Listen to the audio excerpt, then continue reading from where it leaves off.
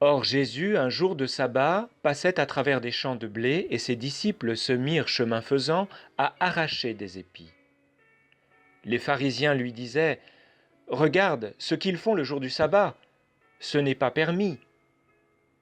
Et il leur dit: Vous n'avez donc jamais lu ce qu'a fait David lorsqu'il s'est trouvé dans le besoin et qu'il a eu faim, lui et ses compagnons, comment, au temps du grand prêtre Abiatar, il est entré dans la maison de Dieu, a mangé les pains de l'offrande que personne n'a le droit de manger, sauf les prêtres, et en a donné aussi à ceux qui étaient avec lui?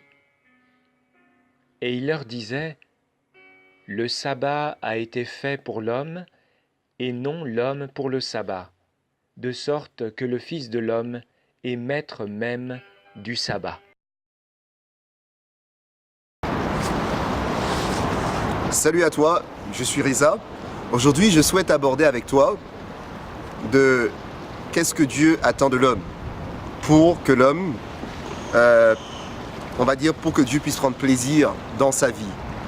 Est-ce que Dieu attend de l'homme, la perfection? Parce que souvent dans la société dans laquelle nous vivons, et depuis longtemps, on nous a toujours entraînés à être excellents dans ce que nous faisons. Et que si nous ne sommes peut-être pas excellents, ça voudrait donc dire peut-être que nous sommes nuls, qu'on est des bons à rien.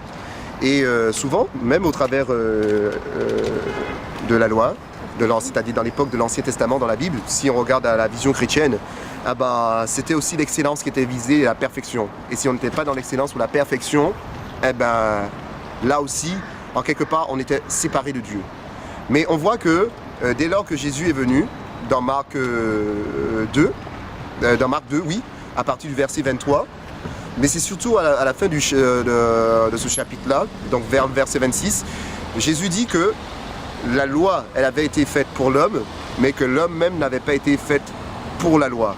Donc on voit que l'homme lui-même, de sa propre personne, il est incapable même d'être parfait. Et c'est donc pour cela, sûrement, que Jésus, plutôt que d'apporter la loi, il est venu l'accomplir lui-même et venir nous porter la grâce. C'est-à-dire que Dieu lui-même, au travers de Jésus-Christ, il nous offre un pardon. Dieu a plus de tolérance et plus de patience. Et là où nous sommes faibles, ça veut dire que c'est là que Dieu est capable de pouvoir suppléer à nos faiblesses, nos défauts, nos imperfections, pour nous transformer, nous changer là où cela est nécessaire. Et si jamais nous n'atteignons pas cette perfection, comme je l'avais dit dans une autre vidéo, peut-être ce sera pour un ailleurs. Parce que Dieu nous promet un jour de vivre auprès de lui pour l'éternité. Et on suppose bien que la question du péché et de l'imperfection sera résolue définitivement. Alors ce qui est à retenir, c'est quoi? C'est qu'en fait, pour pouvoir plaire à Dieu, Dieu ne te demande pas d'être parfait, d'être perfectionniste. Dieu ne te demande pas non plus d'être, un champion. Mais ce que Dieu attend de toi, c'est de l'aimer, de lui faire confiance et de t'appuyer sur lui.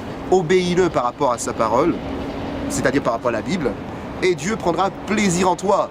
Et là où tu pêches, là où tu fais des fautes, là où tu fais des erreurs, l'amour de Dieu est plus grand même que tes erreurs. Et pour conclure à ceci, n'oublie pas une chose qu'il est dit, c'est que rien ne peut nous séparer de l'amour de Dieu, comme dit Paul. Aucune circonstance, ni quoi que ce soit. Je te souhaite à toi une bonne journée, ou peut-être une bonne soirée, et peut-être pour une autre prochaine fois. Allez, bye!